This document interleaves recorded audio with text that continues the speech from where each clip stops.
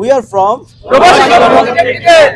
এখানে ভ্যাকিউম হয়ে গেলে ইনডোর ইউনিটের যে বায়ুটা যখন বের করে নিয়ে আসবে তখন আমরা কি করব, তখন আমরা এই গ্যাসটাকে ছেড়ে দিব। গ্যাসটাকে ছেড়ে দিলে আমাদের প্রেসারটা উঠে যাবে, তারপর আমরা কম্প্রেসারটাকে স্টার্ট দিয়ে আমরা চেক দিব, আমরা অন্যান্য যে চেকিং গুলো আছে সেগুলো আমরা করব। এটা এখানে চাপাই। হ্যান্ড শাট অফ বাল্বটা, হ্যান্ড শাট অফ ভাল্ব, এই যে এটা কি করলাম, বন্ধ করে দিলাম গেজ মিটারের হ্যান্ড শাট অফ বাল্বটা।